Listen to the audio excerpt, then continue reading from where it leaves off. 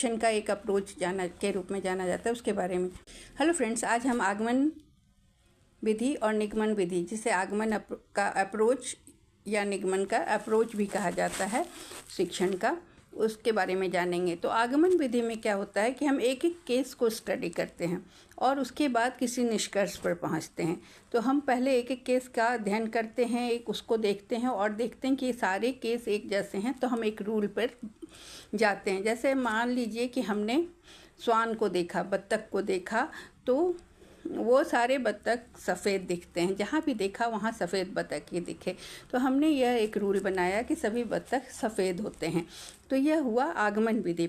इसमें क्या होता है कि पहले हम उदाहरण को देखते हैं, फिर उसका रूल बनाते हैं, मतलब एग्जाम्पल टू रूल जाते हैं, मतलब विशेष से सामान्य की ओर जाते हैं। तो पहले विशेष एक एक केस को देखकर फिर सामान्य नियम बनाते हैं। यह सीनियर बच्चों को पढ़ाने का एक अप्रोच है।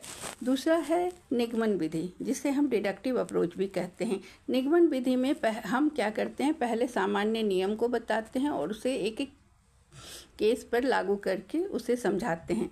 तो यह छोटे बच्चों को पढ़ाने की उचित विधि है। इसमें पहले रूल बताते हैं, फिर एग्जाम्पल्स देते हैं। तो इसे हम रूल टू एग्जाम्पल या रूल एक के नाम से भी जानते हैं, जिसे हम नियम और एग्जाम्पल। तो इसमें पहले हम सामान्य तब विशिष्ट की ओर जाते हैं। तो जैसे हम इसे एक उदाहरण से समझते हैं कि सारे ग्रह सूर्य के चारों ओर घूमते हैं, यह एक सामान्य नियम है। और जब हम इसे बताते हैं कि मंगल एक ग्रह है, तो मंगल एक ग्रह है तो वो सूर्य के चारों ओर घूमेगा।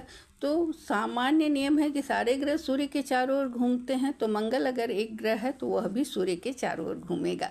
तो ये एक सामान्य नियम से हम एक एक केस पर आ सकते हैं। उसी तरह पृथ्वी एक ग्रह है तो पृथ्वी भी सूर्य के चारों ओर घूमेगा, तो ये हर ग्रह पे लागू होगा। तो ये छोटे बच्चों को याद कराने के लिए, समझाने के लिए उचित विधि है। इसे हम कहते हैं ये सामान्य से विशिष्ट की ओर जाता है, और आगमन विधि जो है वो विशिष्ट से सामान्य की ओर जाता है। आगमन विधि सीनियर क्लास के लिए अच्छा माना जाता है और निगमन विधि जो है वो छोटे बच्चों का पढ़ाने का एक अच्छा तरीका है।